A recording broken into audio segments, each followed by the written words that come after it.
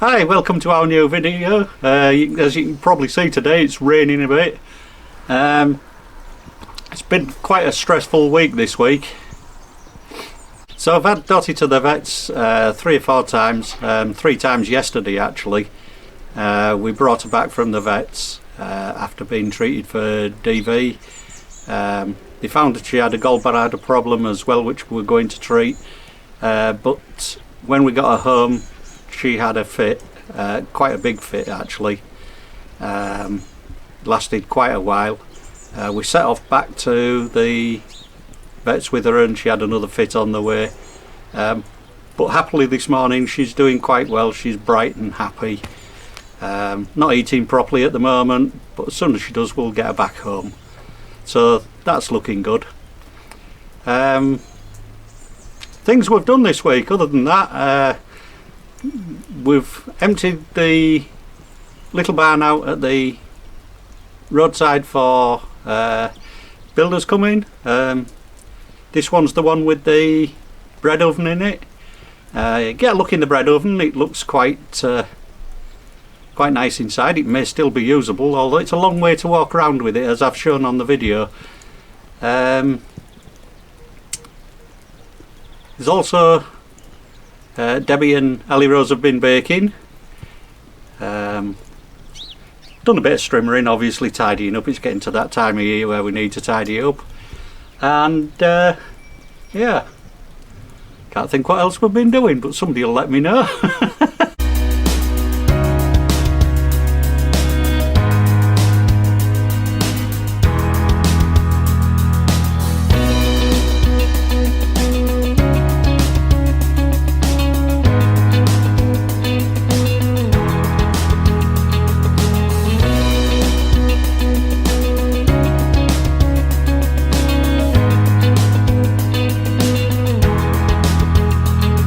So it's about midday now. I've just come down to double check on the trees. We still have pine trees on the land, as you can probably see behind me. So I've been going down, checking them every week or so, just to make sure we don't have any processionary caterpillar nests. Because we do have the dogs and we are quite concerned about them. So far it looks like cutting them off where they have been nesting has worked and they haven't come back. But I'll just take you around to give you a quick show. So this tree was one of the main ones we had quite a lot of problems with processionary caterpillars. You can probably see just at the top where my dad did cut off actually quite a large section of the tree. Eventually we are going to remove all these pine trees. We just personally don't think it's worth the risk with having the processionary caterpillars about, especially while we've got dogs and we are planning to have other animals as well. It's just not really something we want to risk. We haven't gotten around to taking down the trees just yet though, so I'm still checking them every week or so, and any nest that we do find would be getting burnt, but it's been about a month now at least and absolutely no caterpillars. And just on my way back down I do have to go through the full orchard, so I might as well check on our new saplings that we planted a little while ago and just see how they're doing. So this one here is the hazelnut. It's got quite a lot of new growth off it from what I can remember. This and the walnut tree were very kindly donated to us by one of our subscribers, Carol, on Ko-fi. So it's been really great to get these in and see this one in particular starting to grow. And this one here is the walnut. As you can see, it's still quite twiggy at the moment. I do think these buds on it are new, so hopefully that means we'll get a lot more growth soon. And last but not least is our 2 citrus trees. These were the ones that I bought Mum and Dad as a very late Christmas present. They wanted something for the farm and I said I'd buy them trees and it was too cold in winter to plant them, so we've just waited until the right time. You can see we've got lots of new growth on these. So, fingers crossed, we might get a lemon or 2 this year. I don't think we will, but we can wish. And just after that one is the orange tree. Now we have got buds, a bud on this one, just here.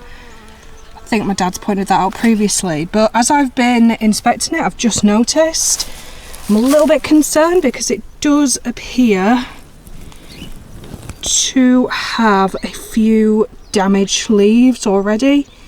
It looks like something might have been feeding on them. Mum and Dad are out at the moment, but I'm going to give them a call and just see what they want to do about it, because I am just concerned with it being the new growth that's getting eaten, that something's obviously wanting to start on them, and originally they didn't have this problem as far as I'm aware, so fingers crossed. So I'm just back with the orange tree and given it a bit further of an investigation, we did notice that there is some green flies on them. So we think that might have been the issue that's caused a few of the bite marks out of it. So what I've done is I've sprayed it with some soapy water, just real carefully on all the leaves, and that seems to have gotten rid of them for now. We will keep frequently checking on them just to make sure nothing comes back, but hopefully that's problem solved. So I've just been doing my daily check on the girls, and I've been saying for a while I thought they've been in here. It's the little nesting box we made a while ago, and just today I've opened it and we've got our first egg. It's actually quite a decent size. It's still quite small, as you can see, but that is our first egg of the season from our girls. I'm actually quite happy for that. Didn't think we'd be getting these just yet. I think it's probably Henrietta, who you can see in the back. She's our quite large one. She's been doing really good, so it's probably her. The other two, Dora and Yoko, seem to be doing quite well as well, so we officially are getting eggs. So I've spent most of the morning again clearing some of this straw out. I'm nearly at the bottom of all of this now. There's a few bits over there where I ain't going because of the fallen mezzanine. I need to check that with the builder before I go running under there. Still got quite a lot on the top shelf, which again I'm just being a little bit careful, a bit cautious. I'll take advice from the builder when he comes before I go riving at too much of that. I will get some steps and just get some of the top off, but if it's buried and it's stuck and it don't want to come, I won't rive at it. But one thing I was surprised at was, after all this digging in all this straw, I found 2 intact eggs. They're definitely going to be, you know, old, dead.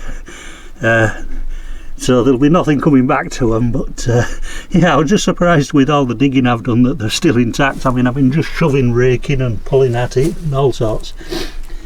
The other thing that I have found is the earth on the floor is a beautiful compost. A lot of the straw's broken down, whatever else has gone into it, I don't know, maybe goats, when they've had goats in here, because I think they have, maybe even a donkey. But I've just dug a bit out just to have a look at it, and yeah, when I've got it in my barrow, it's lovely sort of compost. So I'll be using that in the raised beds, finish filling off one what we haven't filled yet, and then I'll put some bought compost on top just to yeah just to fill it up really, because I don't think there'll be enough here. But why I think there's been a donkey is we had these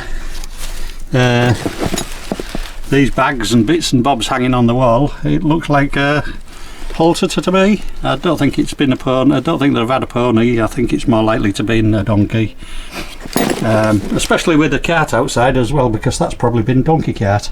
So we were just about done for the day, and the farmer has very kindly brought us a little sapling. It's a peach by the look of it, so I'm really excited about that because that's one of my favourite fruits. So we're just about to go find somewhere to get this little one planted.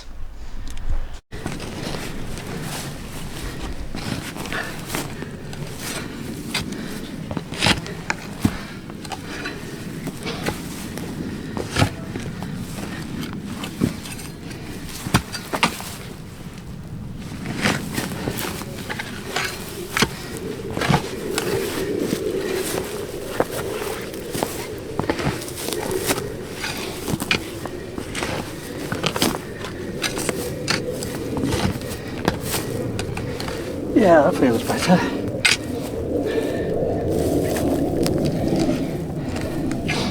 So I've just tried digging a hole for the peach here, and we've run into a wall, I think.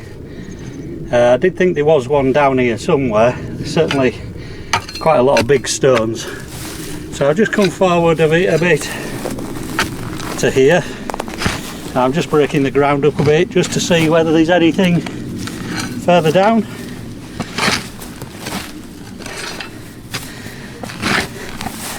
And we feel okay. So what I'm going to do is dig this down a good 8 to 10 inches, maybe a foot, 300 millimeters, maybe 350, just so it's got plenty of compost in the bottom, and then we'll plant it here.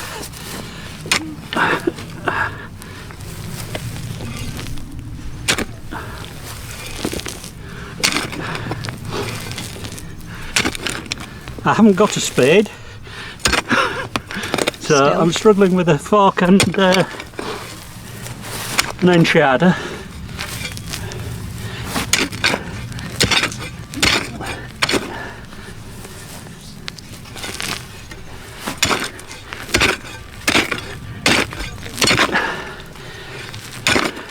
It is a bit stony, but we'll get a bit past that.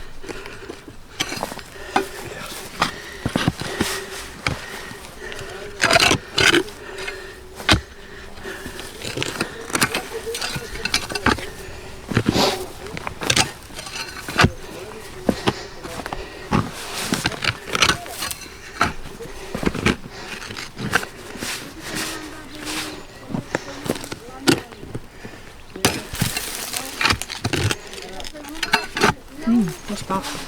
Hey? Just about. It's just a sheet of rock, isn't it? Yeah.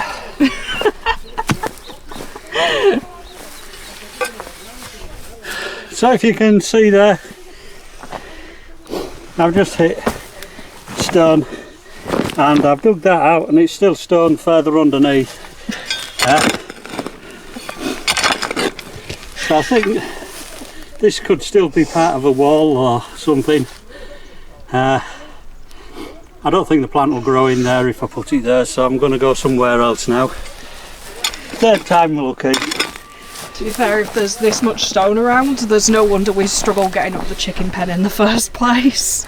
Because we did have a right job trying to nail the... knock the post in. Knock the post in. Not nail, I don't know what I'm talking about. So, this is the third hole I've dug. I'm going to get rid of a few of these weeds at the side, although I have made it sort of quite wide. I'll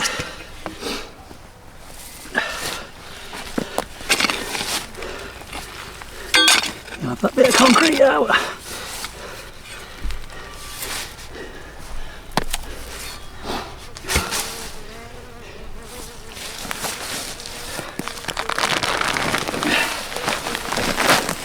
I'm going to use some compost straight into the bottom of the hole.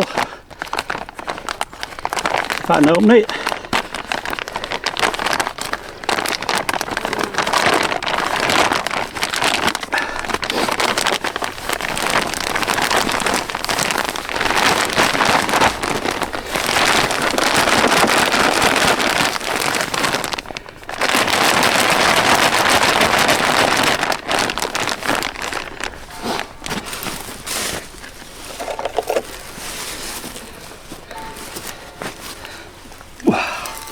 Now I'm going to make a little hole in the compost and just put some compost and pack it in a little bit round it. Use the water what Ellierose brought with it just to water it in at this height, and it'll wash some of the compost into the root hole because they were all loose roots.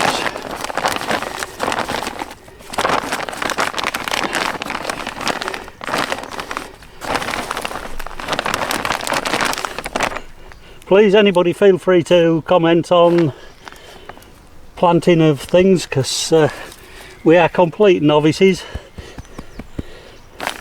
as you can probably tell.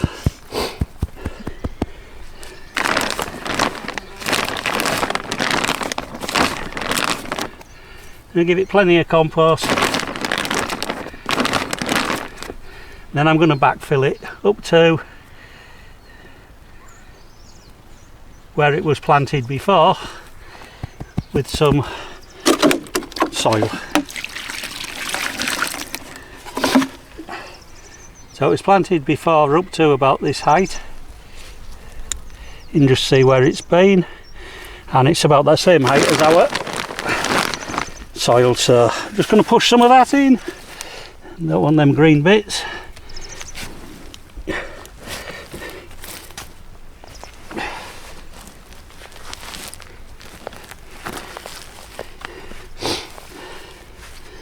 Want weeds and things like that, I'll get them out.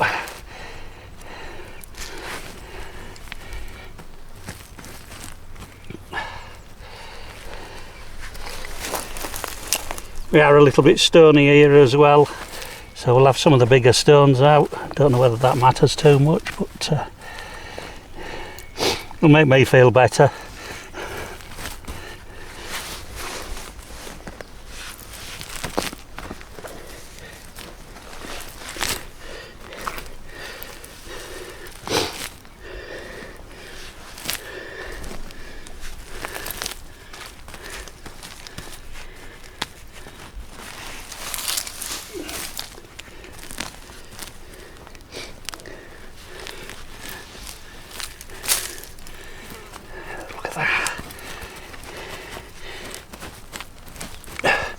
I don't want to fill it sort of to the height of this area, so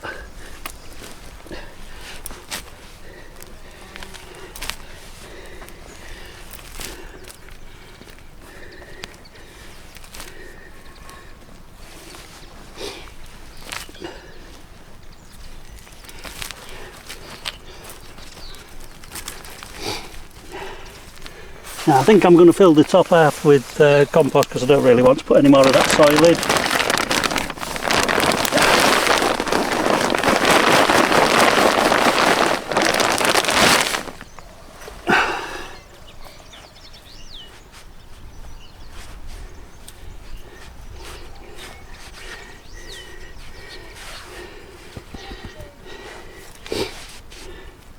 Ellierose is watching very carefully because it's something she likes fruit wise, so let's hope we can get it to grow.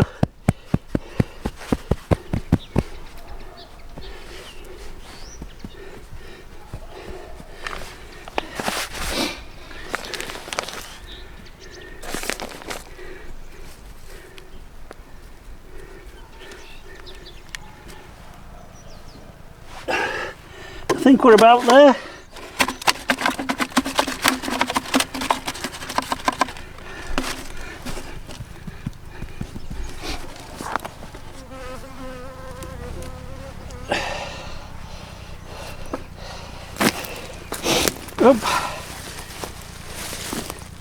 Are you happy with that, Ellierose? Yep, and we'll give it a good water in when we water the rest of the plants tonight. Yeah. It's still just a little bit warm to be actually watering anything. Probably a bit warm to be planting as well, but the farmer's just given us it and we didn't want to leave it just in water or anything, so And it does say it likes full sun, so maybe it won't matter. Full sun, high nutrition ground and good drainage. Well, this part should have reasonable drainage, which was why we put it up this way. The other side, where I wanted to put it near the chickens, would have probably been better. But yeah, there we go then. That's planted for now. So this morning I've started clearing this end shed out of the barns, huts, whatever you'd like to call them, onto the back of the house. Well, this is actually onto the back of the main barn where I've been clearing the straw out. I'm about halfway through now. Yeah, there's certainly plenty of it, but we've also got a bread oven here. It's a bit difficult to see. Only trouble is it's really in the wrong place for us to use. Don't know what we'll end up doing with it. It seems to have something else down here. I don't know. They seem to have had a fire in there. I don't know what that's actually been used for, unless it's been an ash pot where they've scraped it out, because I've noticed there's a slot there behind those sticks. So that's maybe what that's been, like an ash pan. Yeah, there's some big stones on here. I don't know what we'll do with that when we come. There's also some tools, but obviously, yeah, with the bread oven being round here, I don't think it'll get used. It's right at the very back of the house,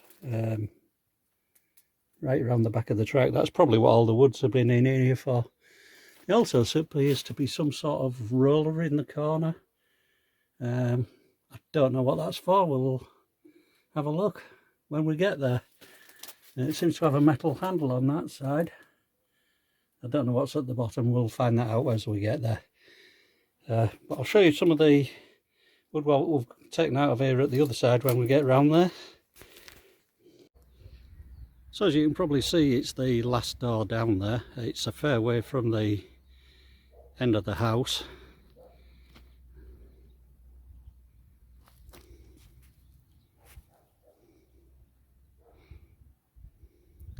And also you've got to go around the side garden at the moment, because I haven't got a path built there.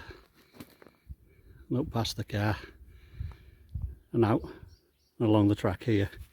So, you know, it's a fair distance to walk, especially if you're making bread or something like that.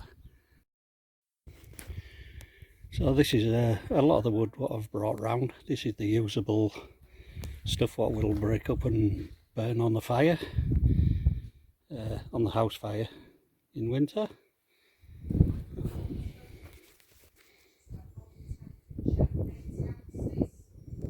So I've got 90% of the woodshed cleared out. There's still a few bits round this side. Sorry, I'll go a little slower. There's still a little wood round that side. It looks like there's been a bench. It's a couple of posts, a little bit of wood. But I've also found this tool, which has a cranked handle. Then it just looks like a log, with a cranked handle going the opposite way. No idea what this would have been used for. If anybody's got any ideas, if you'd like to let me know. As I say, I've got most of this cleared out now. There's just little bits on the floor. I ain't going to go a lot further today. I haven't got into the Portuguese way of working yet, where it's early morning and then, you know, you finish afternoon and then start again. And by the time I get to like 2-3 o'clock, it's hot. Certainly is at the moment, and certainly is for driving about and pulling wood and lifting and all that sort of thing. So I'm going to go and find something a little bit more lightweight to do for a while. As you can see, to get near the bread oven now, there's bits of logs and still stones and things down here. There's nothing in the stove, and it still looks in good nick. It's a shame it's just in the wrong place, but yeah, we'll see what we do with it. We're going to leave this building intact, although it will have another roof on it at some point, and we'll see where we go. There is some other tools up here as well, which have obviously been used for the bread oven. There's some sort of scraper. There's a paddle. There's a broom, actually. A broom made out of broom. And then there's a metal like slice. I presume you got the bread out with that. I don't know. The bread oven's got a chimney on it, which is why it's sooty up there. Now we could put a bigger pipe on it and make it go through the roof at some point, and then have a fire in here. It's got a little opening there, I don't know what's for. I've never actually seen that before, but yeah, now we'll be able to get in here. And as I said before, that looks like the ash pan for it. Just scrape the ash out into there, which is probably what this tool was for, obviously, when it cooled overnight. Yeah, I think it'd be quite good if we could use it, and we might even test it, you know, just as a one-off. Do a pizza in there or something like that. Obviously we'll light a fire, get it nice and hot, make sure there's nothing else in there, and then yeah, maybe try a pizza or something in there. It's all good for experimentation. But as I say, I've done the thickest of this now, and I need a breather. So it's about 2 or 3 days after we had the first egg, and I have officially removed it from the nest now. There is good reason for that. We've had a second egg, so we have got repeated laying now. We did leave this first one in for the first few days. We did mark it so we know which one is which, just because having an egg in there does encourage the hens to continue laying, apparently. So we will always be making sure there's at least one egg in that nesting box to make sure that we always have eggs coming in. And just to really show the difference, I've got out one of the eggs that we got from the store. So this is a store-bought medium egg, and then this one is Henrietta's egg. So you can see there's not too much difference in them actually to say that this was the first egg that she had laid. So I'm quite impressed in that actually. So today I'm going to attempt to make a coconut cake for my dad. He really likes coconut cake, so fingers crossed to get this one right. So it's first 225 grams of self-raising flour. And Mum's been on it last because it's on ounces.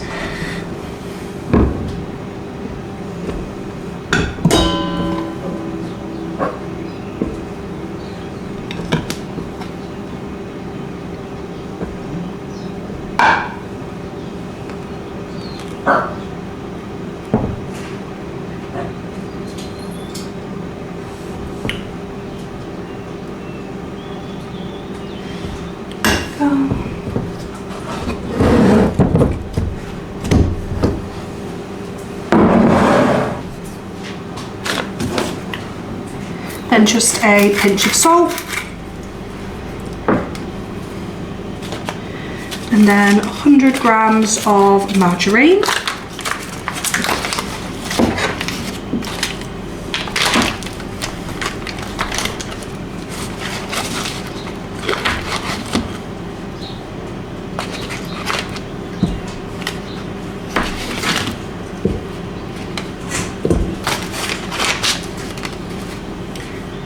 perfect.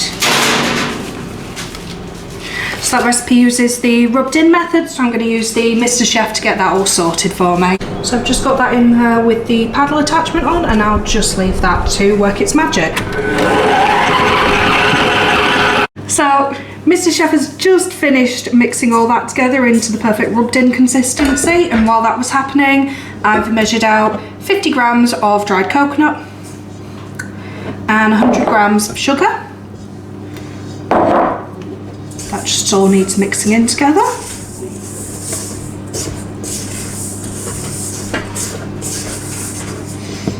And then in the jug I've whisked together 1 medium egg and 10 tablespoons of milk.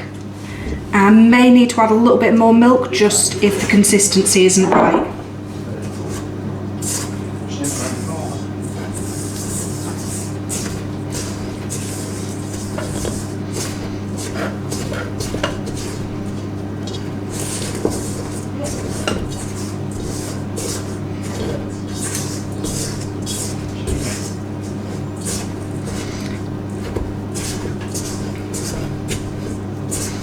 Yep, so that's still just a little bit dry, so I'm just going to add a couple more tablespoons of milk.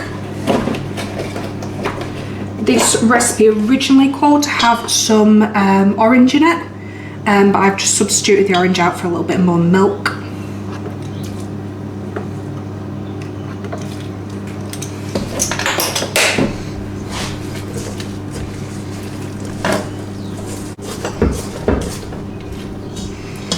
So I've just got that to a nice consistency now. So I've already pre-greased a glass bowl that you can't see. So I'm just going to transfer that into the pre-greased bowl.